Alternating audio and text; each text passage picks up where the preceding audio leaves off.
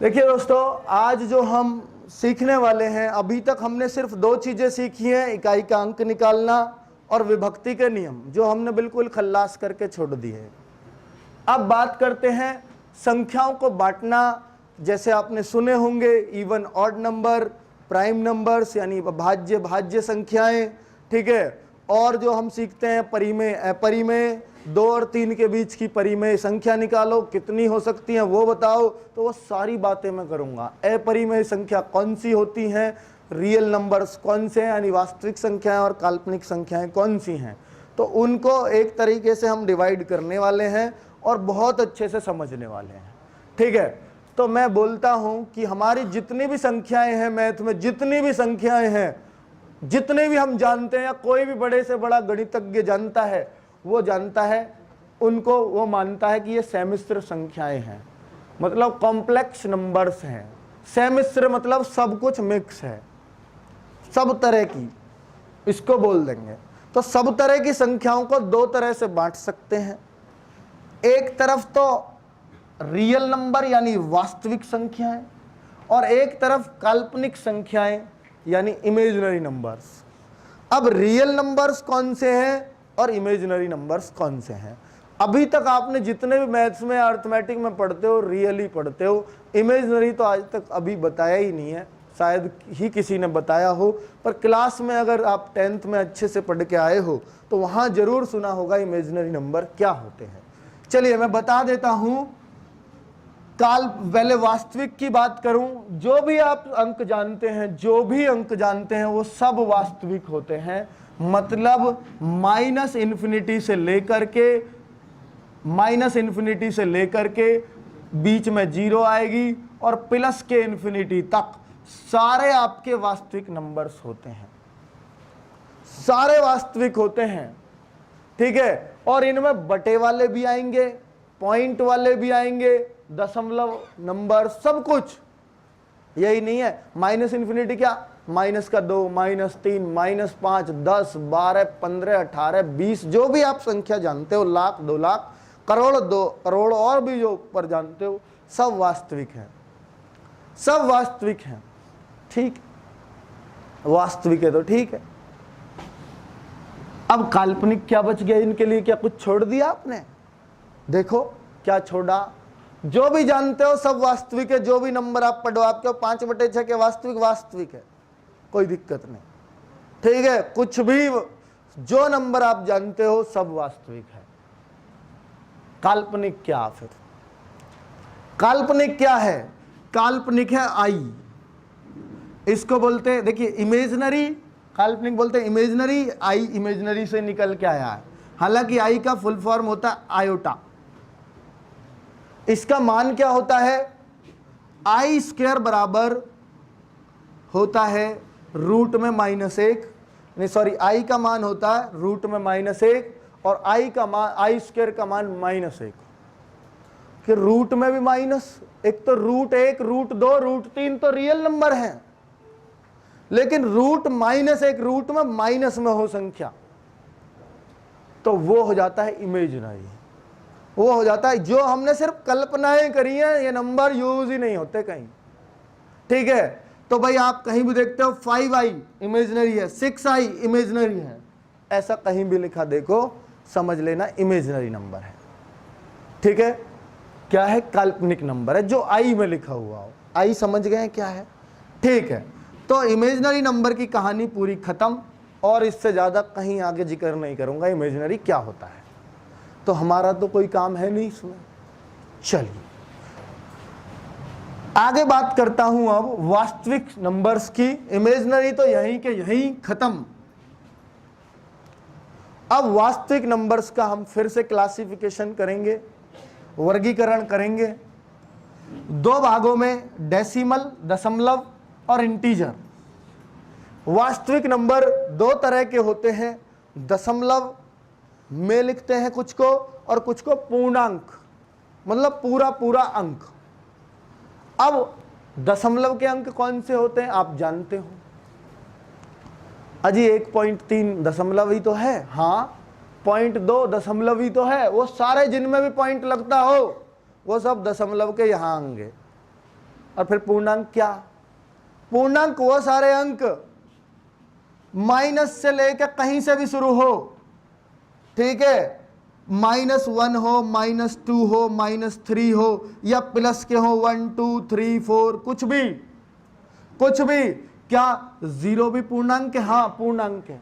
Zero भी पूर्णांक है, बिल्कुल पूर्णांक है। ठीक है भाई, फिर तो कोई दिक्कत ही नहीं है। चलिए, बिल्कुल ठीक है, बात समझ में आ गई। पूर्णांक क्या होंगे? क्या बटे वाले भी पूर्णांक है? 1/2, 1/3? नहीं नहीं नहीं, 1/2 तो 0.5 है ना, वो तो दशमलव में चला जाएगा। 4/5 क्या पूर्णांक है? नहीं नहीं नहीं, बटे वाले कोई पूर्णांक नहीं होगा। लेकिन पूर्णांक माइनस में हो या प्लस में हो, सब पूर्णांक ही होता है। ठीक है, चाहे -10 पढ़ो, -20 पढ़ो, प्लस का 20 पढ़ो, प्लस का माइनस का जो भी आप पढ़े हो, वो सब पूर्णांक है। बटे में आ गया, पूर्णांक नहीं है। बात समझ में आई? पूर्णांक में और अपूर्णांक में क्या अंतर है? ये पूर्णांक है और दूसरा अपूर्णांक मत बोलिए, उसको बोलिएगा दशमलव, क्योंकि जो पूर्णांक नहीं है वो दशमलव है। आप कहो पूर्णांक क्या नहीं है, मैं कहूं 3/5 नहीं है, तो ये दशमलव है। फिर क्यों? देखो काट के 0.6। ठीक है, आप क्या 10/3 क्या पूर्णांक है? नहीं है। 3.333 आ तो रहा, इसमें आ तो रहा पॉइंट, फिर काय का पूर्णांक? पूर्णांक नहीं है भाई। दशमलव वाले समझ गए कौन से अंक होते हैं? जो बटे में हो, जो पॉइंट आता हो, या तो बटे में हो या पॉइंट आता हो। आप क्या हो, ऐसे तो बटे में ये भी आ रहा 10/5, क्या ये पूर्णांक नहीं है? पूर्णांक है, तो पूरा कटेगा। काट के देखो ना, तब पता लगेगी पूर्णांक है कि नहीं है। ये पूर्णांक है, 2 है ना, ये पूर्णांक है, 10/5 पूर्णांक है, बिल्कुल। अब कोई दिक्कत नहीं, कोई दिक्कत नहीं। चलिए, अब बात करते हैं हम इन दशमलव को 2 भागों में तोड़ सकते हैं। दशमलव वाले अंकों को, पूर्णांकों को तो और भी तोड़ेंगे आगे, पर दशमलव के अंकों को हम 2 भागों में तोड़कर दी एंड कर दें। पहले दशमलव का, पूर्णांकों की कहानी आगे चलाएंगे। पूर्णांक कई तरह, सम विषम भाज्य भाज्य, वो पूर्णांक ही होंगे सब भाई। 1 2 3 4 ही तो हो, सम विषम भाज्य भाज्य सब उनमें से ही तो आएंगे, या इनमें से आएंगे दशमलव के? इनमें से दशमलव के तो परिमेय और अपरिमेय कहलाएंगे दशमलव के अंक। देखो ना आप सोच के, दशमलव के अंक, कभी भी आपको नंबर्स का कंफ्यूजन हो, ये वीडियो देख लेना, आपको एकदम क्लियर हो जाएगा क्या पूर्णांक है, क्या पूर्णांक, सारी बातें क्लियर हो जाएंगी। तो परिमेय किसको बोलते हैं? दशमलव के 2 पार्ट किए। 2 पार्ट कैसे किए? एक तो पार्ट ऐसा होता, कैसा कि भाई दशमलव की कहीं तो आएगी पुनरावृत्ति, पुनरावृत्ति दशमलव की। जैसे मैं आपको बोलने लगूं, देखिए, जैसे 10/3 करें, 3.333, ठीक है। इस परिमेय की एक परिभाषा भी है, जो भी दशमलव का अंक p/q के रूप में लिखा जा सके वो परिमेय कहलाता है। जो भी दशमलव का अंक p/q के रूप में लिखा जा सके, 3.3333, इसको 3.3 बार भी कह सकूं, तो ये p/q के रूप में नहीं लिखा क्या? 10/3 p/q ही तो है, रूप में तो है, तो क्यों नहीं होगा परिमेय? पक्का परिमेय है। तो ऐसा भी संख्या परिमेय होगी, परिमेय है। फिर तो ये भी बच्चे कंफ्यूज हो जाते हैं कि ये परिमेय है या नहीं है। परिमेय है अगर p/q के रूप में लिख गया। क्या 2 भी परिमेय में आ जाएगा? पूर्णांक में तो आएगा। क्या परिमेय अगर पूछा, ये परिमेय या अपरिमेय, सिर्फ इतनी बात पूछी, तो आप इसको परिमेय बोलोगे या अपरिमेय बोलोगे? अरे भाई, ये भी परिमेय में लिखा जा सकता, क्योंकि ये p और ये रख क्यों, 2 भी तो 2/1 भी तो वही बात है। तो इसको भी आप पूर्ण अंक को भी परिमेय कह सकते हो, कोई बुराई नहीं, ठीक है। लेकिन मैं दशमलव का क्लासिफिकेशन कर रहा हूं, तो दशमलव में एक तो ऐसा होता कि 2 में भाग दे दो, 2 में भाग दे दो 5 का, क्या आया? 0.4। क्या 0.4 भी परिमेय है? हाँ, 0.4 2/5 ही तो है। इसको बनाओ बटे में, अपने आप दिखेगा। तो ऐसे अंक भी परिमेय में आ रहे हैं। फिर तो परिमेय में आ रहे हैं। आप कहो 22/7 किसका मान है? पाई का क्या ये भी परिमेय है? मैं कहूंगा बिल्कुल परिमेय है। यूपीएसआई में सवाल पूछा परिमेय है, परिमेय के ऊपर पिछले सेट में, इसलिए बता रहा हूं इसको इतने गौर से। तो 22/7 परिमेय है जी, कोई दिक्कत नहीं है, क्योंकि ये P/Q के रूप में लिख गया, बात खत्म हो गई। लेकिन अगर पाई आ जाता पाई, तो वो अपरिमेय। पाई ऐसा लिखा आ जा, आप क्यों फिर तो पाई तो 22/7 है, चूना फिर इसको भी परिमेय में क्यों नहीं लिखा? दरअसल में पाई एकदम एग्जैक्ट वैल्यू नहीं है 22/7 की, मतलब पाई की एग्जैक्ट वैल्यू 22/7 नहीं है, वो तो हम लगभग में लिख देते हैं कि 22/7 से बेस्ट कुछ नहीं हो सकता। ठीक है, पाई की वैल्यू तो ऐसी है, मैंने बताया ना आपको कि एक आदमी ने इसके मान रिपीट कभी हुए ही नहीं। देखो अगर मैं लिखूं 3.4 3 1 5 6 2 8 और ये रिपीट ही ना हो कभी, तो उन सबको हम अपरिमेय बोलते हैं। 4 5 6 1 7 8 जिसमें कभी कोई रिपीटेशन ही ना आए, ये सब अपरिमेय। पॉइंट लग के भाग ऐसा हो, कोई आपके सामने ऐसा कोई भाग हो जिसमें कभी रिपीटेशन ही पैदा ना हो, जिसमें कभी बार ही ना लग सके, ना 1 के अंक के ऊपर, ना 2 पे, ना 3 पे, कभी बार ना लगे, वो हमेशा अपरिमेय में आएगा। वो हमेशा अपरिमेय अंक होगा जिसमें कोई रिपीटेशन नहीं होगा, और जिनमें रिपीटेशन हो जाएगा वो परिमेय कहलाएंगे। बात समझ में आई? परिमेय है जिसमें रिपीटेशन, अपरिमेय है नॉन रिपीटेशन, नॉन रिपीटेड अंक, नॉन रिपीटेड दशमलव। ठीक है, इनको ऐसे भी बोल सकते हो, रिपीटेड दशमलव, नॉन रिपीटेड दशमलव। P/Q फॉर्म में ये बता ही नहीं सकते। पाई का मान P/Q में लिखा ही नहीं जा सकता, क्योंकि वो रिपीटेड ही नहीं है। जब तक रिपीटेड नहीं है तब तक P/Q में लिख ही नहीं सकते, लिख ही नहीं सकते। जब तक रिपीट नहीं होगा बार नहीं चढ़ेगा, बार नहीं चढ़ेगा तो P/Q में लिख नहीं सकते। बार को लिखना सिखाऊंगा, P/Q में कैसे लिखते हैं वो दशमलव के चैप्टर में, कोई दिक्कत नहीं है। पर हर बार का सवाल, चाहे बार 10 अंकों के ऊपर भी है, वो लिखा जा सकता है P/Q के फॉर्म में। ठीक है, चलिए तो अब आपको समझ में आया। अब देखिए √5, √3, √2 इनके मान निकालना, कभी रिपीट नहीं होते हैं। 1.4142 ऐसे मान आता है √2 का, √3 का 1.71 करके निकालो, वर्गमूल में दिखाऊंगा भी निकालो, कहीं रिपीट नहीं होगा, इनके मान कहीं रिपीट नहीं होंगे, अर्थात ये भी अपरिमेय संख्या हो गई। अब अपरिमेय संख्या समझ में आ गई बात, क्या होती है अपरिमेय संख्या? जहां दशमलव नॉन रिपीटेबल हो और ये सारे रूट वाले अंक जिनका पूरा वर्गमूल ना निकाला जा सके। अब मुझे बताओ √9 परिमेय या अपरिमेय, जल्दी बताओ। ये तो 3 है, 3 और 3/1 को तो लिख दे P/Q में, तो ये तो परिमेय हो गया। √8 परिमेय अपरिमेय है, बताओ। अपरिमेय, इसका पूरा मान आ ही नहीं सकता, और जिसका पूरा मान ना निकले ना वो सब अपरिमेय है, रूट वाले सवाल। बात समझ में आ गई? √16 परिमेय, √17 परिमेय, √25 परिमेय और √26, √24, √23, √27, √28, √29, √35 तक 36वां फिर परिमेय आ जाए, बाकी सब अपरिमेय है। समझ में आ गई? रूट वाली सारी संख्या जिनका जो पूर्ण वर्ग ना हो वो सब अपरिमेय में आती है। क्लियर है बात? एकदम। √1 बता देना, √1 परिमेय है, एकदम पहचान लोगे अब कौन सी परिमेय है कौन सी अपरिमेय है। ठीक है, पाई लिखा है तो अपरिमेय, 22/7 लिखा है तो परिमेय। वहां पे पता कैसे सवाल दे रखे थे, मतलब उसने पूछा निम्न में से, यूपीएसआई में बताओ, निम्न में से अपरिमेय संख्या बताओ। P/Q में लिख रखी थी सारी, और इसको लिख रखा था 22/7, 22/7 लिख रखा था, और भी लिख रही 3/4, 4/5, रुक जाओ, 4/5, 3/4, 7 ऐसे लिख रखी। तो बच्चे इसको लगा के आ गए 22/7, ऑप्शन में ही नहीं थी, एक भी अपरिमेय ऑप्शन में नहीं थी। तो फिर क्या, नॉर्मलाइजेशन में नंबर मिला सबको, सवाल ही गलत था, क्या करें, ऐसा सवाल पूछ लिया। बच्चे इसको, क्योंकि पाई का मान है, पाई है परिमेय, पाई लिखा है तब है परिमेय, 22/7 लिखा है तो वो परिमेय होगा। बिल्कुल क्लियर है बात, कोई दिक्कत नहीं। परिमेय है परिमेय में कभी कंफ्यूज मत होना। अब आपसे पूछ लिया था ऐसा सवाल कि 2 और 3 के बीच की परिमेय संख्या बता दो। बहुत बढ़िया, बहुत बढ़िया सवाल, ऐसे तो पूछे ही जा।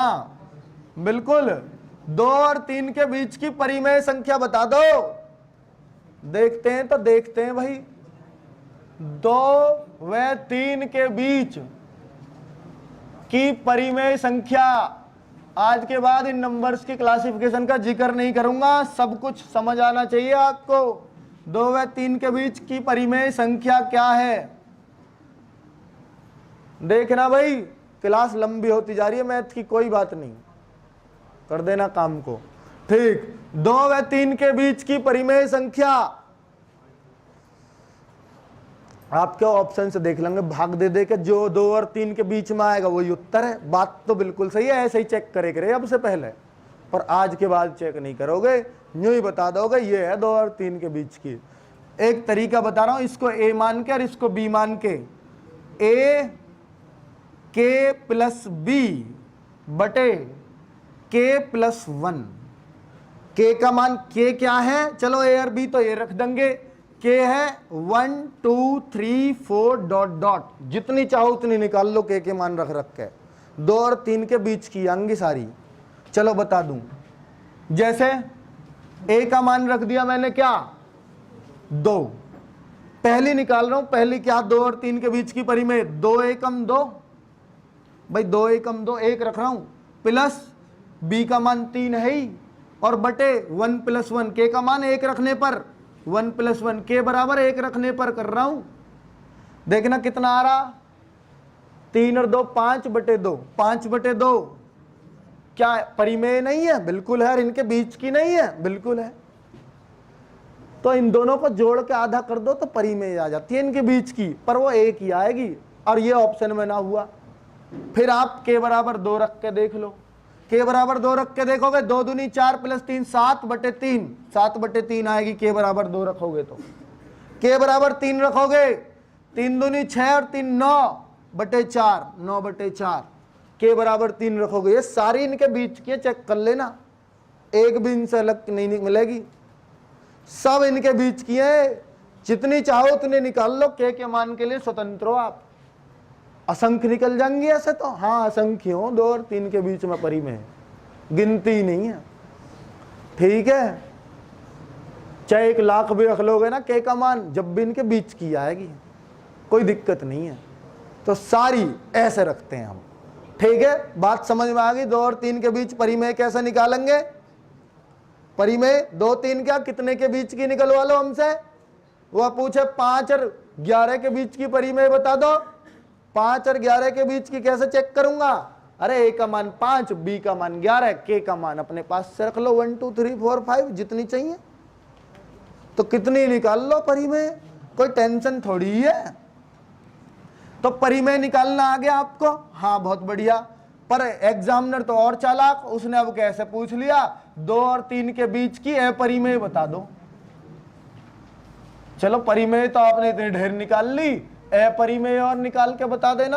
अपरिमेय संख्या वो भी तो तेज है बालक, परिमेय तो कर ले, अपरिमेय में लज गए। 2 और 3 के बीच की हो और अपरिमेय हो,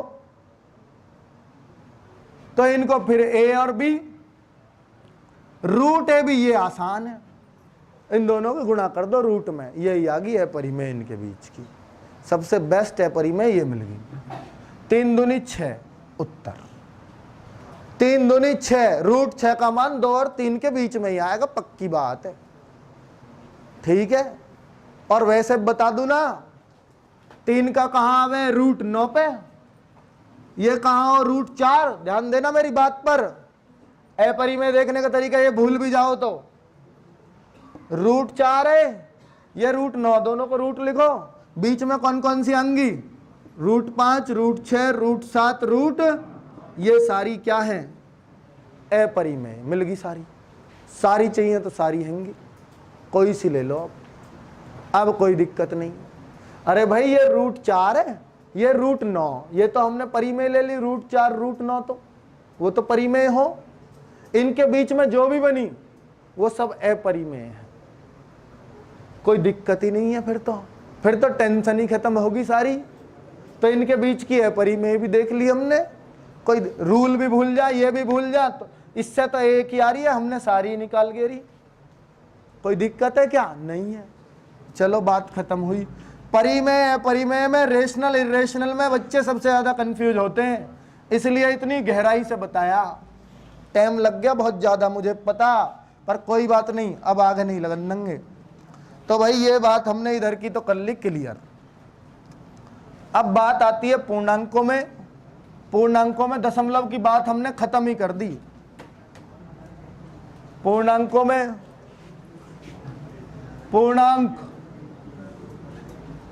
पूर्णांक हो 3 तरह के, धनात्मक पॉजिटिव इंटीजर, इंटीजर हो 3 तरह के, पॉजिटिव इंटीजर जाना, फिर दूसरा इंटीजर 0, और तीसरा हो गया negative integer. Positive integer, negative integer, और ये 0। ठीक है, तो देखिए इनको और बता देते हैं। अब पॉजिटिव इंटीजर में कौन से आएंगे? पॉजिटिव इंटीजर में पूर्णांक क्या हो? जो पूरे पूरे अंक हो। क्या 2 पूर्णांक है? हाँ। 3 पूर्णांक है? हाँ। क्यों नहीं है? क्या -2 पूर्णांक बिल्कुल है? क्या -3 पूर्णांक बिल्कुल है? बस वो नेगेटिव पूर्णांक है, -2 -3। और पॉजिटिव पूर्णांक कौन से? +2 +3 प्लस असंख्य तक, सारे इनफाइनाइट तक, इनफाइनाइट तक। तो आप कह दो 1 2 3 4, ये धनात्मक, धनात्मक पॉजिटिव इंटीजर लिख रहा हूं, पॉजिटिव। कहां तक? इनफाइनाइट तक। और ये जो नेगेटिव इंटीजर है, नेगेटिव इंटीजर, ये कहां से कहां तक है? -इनफाइनाइट। पहले लिखा जाए सबसे छोटा है, फिर आप और डॉट डॉट करके -4 -3 -2 -1, यहां तक। 0 नहीं, 0 अपना अलग है, वो ना तो धनात्मक पूर्णांक में आता। 0 ना तो धनात्मक है ना ऋणात्मक है, 0 ना धनात्मक है ना ऋणात्मक है। बात समझ में आई? 0 प्लस है या माइनस है? 0 तो ना प्लस में भी ऐसी और माइनस में भी ऐसी। 0 क्या करेगी? कुछ नहीं। ठीक, बहुत बढ़िया। ये तो बहुत पहले ही खोज लिए गए। 0 की खोज तो आर्यभट्ट ने बहुत बाद में करी है। 0 की खोज ये तो बहुत पहले से ही पता, 0 की खोज बाद में हुई है। फिर रामायण में रावण के 10 सिरे, उसे कैसे लिखे गए? ऐसे लिखे है पहले, ऐसे 10 सिरे, ऐसे है वो, 10 से 10। 1 और 0 नहीं थे, ऐसे लिखते थे। ठीक है, तो भाई इस तरह से लिखे जाते थे पहले। ठीक, तो 0 पता चल गई, पॉजिटिव नेगेटिव पता चल गया क्या होता है।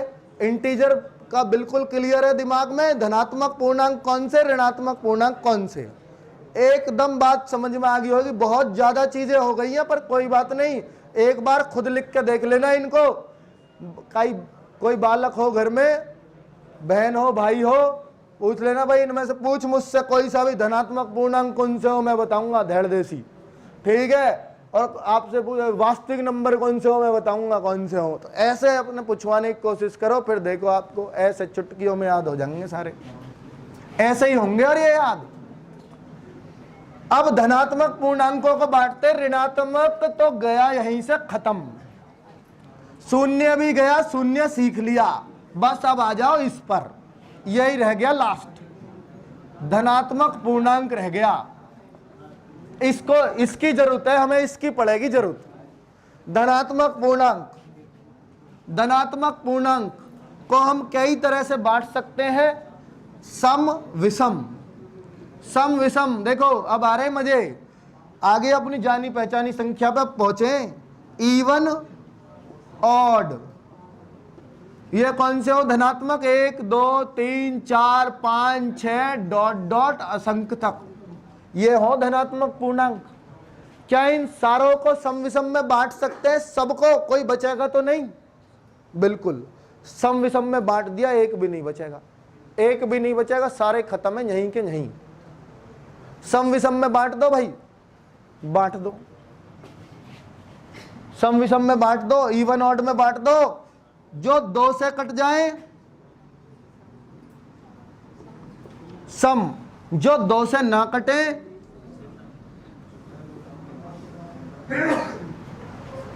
जो 2 से ना कटे विषम। ये पॉजिटिव इंटीजर को बांट रहा हूं मैं। आप नेगेटिव वालों को ले सकते हैं क्या? नहीं, आप पॉजिटिव पे ही चलिए, सम विषम की बात है तो ठीक है। ये धनात्मक को ही बांटते हैं, नेगेटिव तो हमने साइड कर दिया। ठीक, तो क्या 0 सम है या विषम है? ये पूछा गया सवाल है, बताओ 0 सम है या विषम है? 0 आती है सम में। क्यों? इसका रीजन है, मैंने परिभाषा लिखी है, जो 2 से कट जाए, 0 सब से कट जाएगी, तो 2 से भी कट जाएगी। 0 में कोई सी ऐसी संख्या नहीं है जिसका भाग ना जा सके, वो बात अलग है, उसे भी 0 बना देगी, है ना। 5 का भाग दोगे 0 में 0, 10 का दोगे 0, पर भाग तो गया ना पूरा, बटे में आएगा कुछ नहीं, 0 आया। तो 2 का भी भाग चला जाएगा 0 में, हाँ, इसलिए सम हो गई। एक तो रीजन ये है। दूसरा रीजन ये है कि हर 2 अंक बाद, हर 2 जोड़ने पर किसी भी संख्या में, किसी भी सम में, मान लो 6 है, 2 जोड़ दिया अगली सम मिल जाएगी, और 2 जोड़ दिया उससे अगली मिल जाएगी, 2 के गैप पे हो सम, होती है कि नहीं? तो आप मुझे बताओ, जैसे -4 एक सम मान लूं मैं, इससे अगले में 2 जोड़ देना -2, फिर 2 जोड़ देना, क्या आएगा बताओ? फिर 2 जोड़ देना। आ रही है सम वाली सीरीज में 0 या नहीं आ रही? क्या विषम वाली में आ पाएगी 0? नहीं आ पाएगी। विषम वाली लिखता -5, -3, -1, 2 जोड़ते रहो, आई नहीं, पता लग गई 0 है। बिल्कुल जी, सम के साथ ही आती है और कहीं नहीं आएगी 0। ये हमने प्रूव भी कर दिया, ठीक है। तो 0 सम के साथ इस सीरीज में चल सकती है और किसी के साथ नहीं चलेगी। सबसे छोटी सम संख्या कौन सी होएगी? 2 क्या 0 भी कह दो, 0 ही क्या होगा बताओ, 0 ही कहो, ऐसे पूछ ही नहीं जाती है वैसे। अब आज तो पूछ लें सबसे छोटी, 2 से ना कटे, 2 से ना कटे वो विषम है। 1, 3, 5, 7, 9, 11, 13, ये सब क्या है?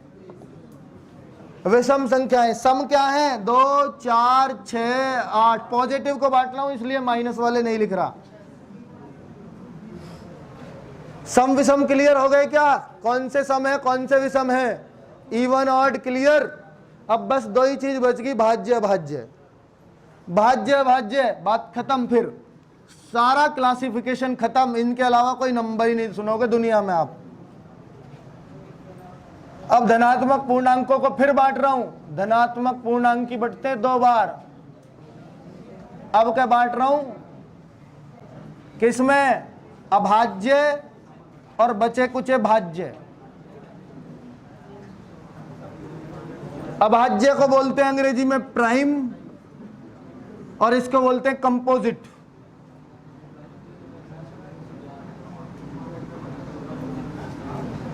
कंपोजिट सही लिखा हो तो CM है या COM, देख लेना। कंपोजिट, कंपोजिट नंबर CUM होगा, जो भी देख लेना भाई, मैं थोड़ा स्पेलिंग में हो ही आएगा, ठीक है, अच्छी बात। कंपोजिट नंबर, भाज्य को कंपोजिट, अभाज्य को प्राइम नंबर्स, ठीक है।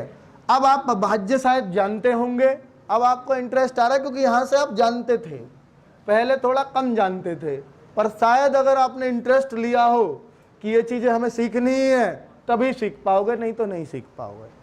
कि पूर्णांक क्या है, परिमेय क्या, परिमेय क्या, ये सब तभी सीख पाते हो जब आप इनके सीखने के इच्छुक हो, नहीं तो ऐसा लगेगा पता नहीं क्या क्या सिखा दिया आज। अभाज्य 2, 3, 5, 7, 11, देखो 9 छोड़ गया आप, 13, 17। तो कैसिया परिभाषा बना दो ना, जो संख्या एक से नहीं, हाँ एक से या स्वयं से कटे, जो संख्या एक से कटे, एक से या स्वयं से कटे। एक से तो सारी कट जाती हैं, स्वयं से भी सारी कट जाती हैं। आपके 2 तो जी नहीं आना चाहिए भाज्य में। 2 किससे कटे बताना जरा, आपके 2 से ही कट जाएगा, तो अपने आप से तो सभी कट जाएंगे, कौन सा बच रहा भाई। 2 से कटेगा, ऐसे तो 3 से भी कटेगा, 4 5 से भी कटेगा। तो 2 इसलिए भाज्य में रखी गई, सारी शर्तों को पूरा कर रही थी। स्वयं से कटती है और एक से कटती है, इनके अलावा और किसी से 2 नहीं कटता, और किसी से नहीं कटता 2। एकमात्र सम संख्या है, एकमात्र सम संख्या जो अभाज्य हो। कौन सी है वो? एकमात्र सम जो अभाज्य हो 2। ऐसे भी क्वेश्चन आता है, सबसे छोटी अभाज्य, यही क्वेश्चन पूछ लिया बताओ, दिल्ली पुलिस हेड कांस्टेबल में, दोनों पेपरों में पूछा अब तक पिछले में। सबसे छोटी अभाज्य, ये भी कोई सवाल है? 2 सीजीएल मेंस में पूछा गया, बताओ और कहां लोगे आप, वहां 2 नंबर का सवाल भी 2। ठीक है, भाज्य अब ये देख लीजिए, भाज्य इनसे जो बच गई, जो किसी से भी कट जाए, फिर तो 0 भी आ जाएगी इसमें। हाँ क्यों नहीं आएगी, 0 तो किसी से, सबसे भाज्य हो तो सबसे पहले आएगी, 0 भी आ रही है। और बताओ सबसे पहली बात 4 6 8, क्या 9 भी आएगी? क्यों नहीं आएगी, 3 से कट रही है, जो किसी से भी कट जाती हो, एक और स्वयं से तो सभी मतलब वही कटेगी बस। इनके अलावा जो किसी से भी कटती हो वो सब भाज्य में आ जाएगी, किसी से भाज्य हो। बात समझ में आई? अब आपने वो देखा, एक बात देखी, टोका नहीं आपने मुझे, एक कहां गई, ना भाज्य में ना अभाज्य में। वास्तव में ही बात सही है, एक नॉन प्राइम नॉन कंपोजिट, ना तो भाज्य है ना अभाज्य है। एक आता है ना तो भाज्य में ना अभाज्य में, एक ना तो भाज्य है ना अभाज्य है।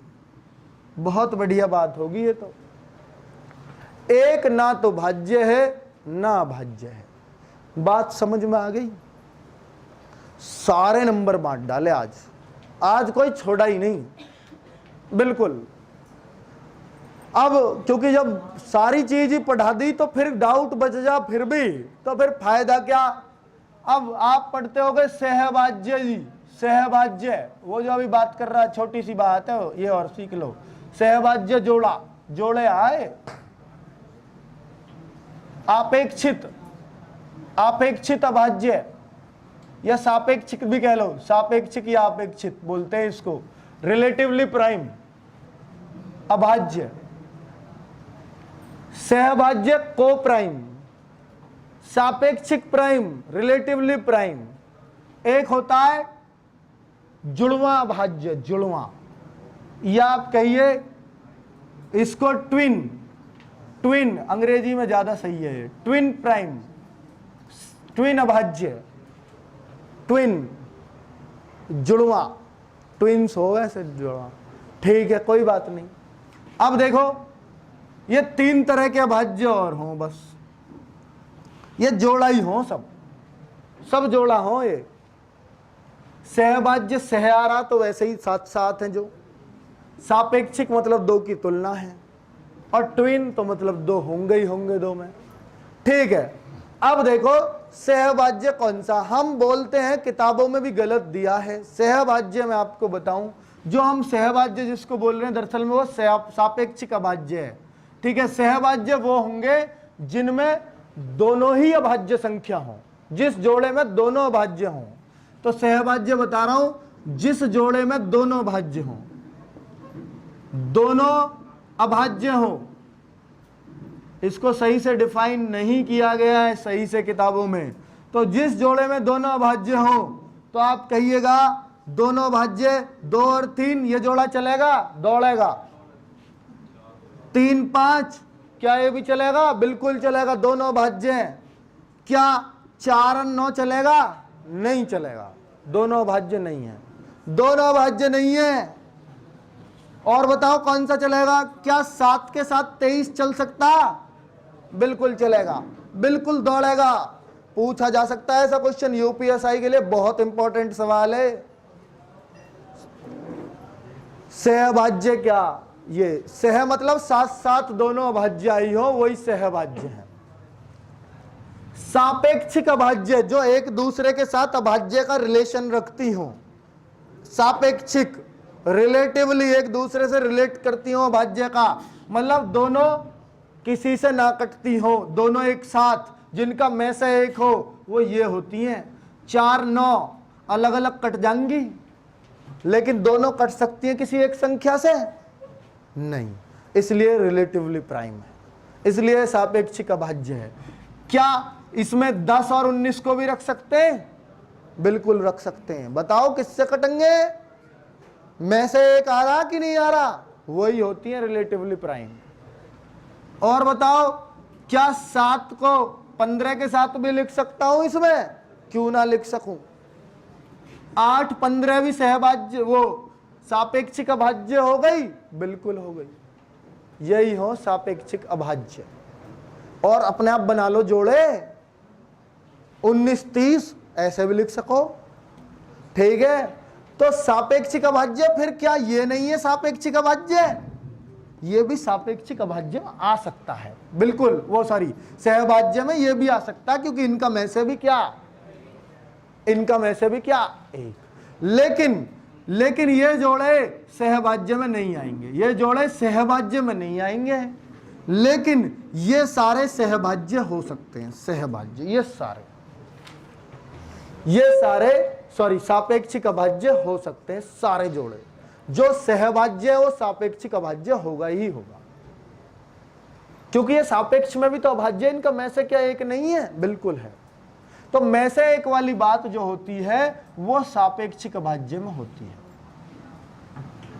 इसमें तो होगा ही होगा, पर ये दोनों अभाज्य होनी चाहिए, ये कंडीशन है। साथ में ट्विन प्राइम, ये क्या? फिर जो दो संख्या होंगी अभाज्य होंगी, लेकिन अंतर 2 का ही होगा। अभाज्य हो दोनों, जोड़े में कब चलेंगी भाई? जब दोनों एक सार सी हो, साथ साथ हो, बराबर के से हो। जुड़वा बालक कौन से हो? दोनों गैल के हो। तो यहाँ दोनों साथ में तो आ नहीं सकती अभाज्य, दोनों बराबर तो ले नहीं सकते एक साथ, तो साथ साथ अगली अभाज्य हो, मतलब 2 के गैप पे हो, 1 के गैप पे कोई अभाज्य नहीं है, ठीक है। हालांकि है 2 और 3, पर कोई बात नहीं, वो भी ले लिया जा। पर 3 5 ट्विन प्राइम जिनमें 2 का गैप हो, ऐसी अभाज्य संख्या जहां 2 का गैप, 2 का अंतर, बिल्कुल 17 19 दौड़ेंगी, 5 7 भी दौड़ेंगी, 11 13 भी दौड़ेंगी, 29 31, बहुत बढ़िया, ये सब इसमें आएंगी twin prime. Twin prime, twin prime अब आप समझ गए क्या है? जिनमें 2 का गैप हो, जिनमें 2 का, क्या इनमें कोई ट्विन प्राइम लिखा? ये लिख रहा, जिनमें 2 का गैप हो और अभाज्य हो, दोनों ही अभाज्य हो, उनको हम ट्विन प्राइम बोलेंगे। फिर तो ट्विन प्राइम ये इनमें इस जोड़े में भी आ सकता है, बिल्कुल, दोनों अभाज्य हैं इसमें, दोनों अभाज्य वाले में इसमें आ सकता है ट्विन प्राइम भी, ठीक है। बहुत बढ़िया, समझ में आ रहा सब कुछ, कोई दिक्कत नहीं है। तो एक ट्विन प्राइम सापेक्षिक अभाज्य भी हो सके। देख लो ये सापेक्षिक अभाज्य है कि नहीं है, बताओ। में से एक है सबका, तो एक ट्विन प्राइम सहभाज्य भी होता, दोनों साथ साथ अभाज्य आ रही हैं, तो एक ट्विन प्राइम दोनों चीज हो सकती है। बात समझ में आ गई? चलिए, तो अब इन तीनों का एकदम अलग अलग याद रख लेना, ये जोड़े वाली बात क्या क्या होती है। आज की मैथ की क्लास इतनी ही, बहुत बड़ी हो गई, पर कोई बात नहीं, 2 बार में देख लेना, वीडियो में देख रहे हो तो। चलो।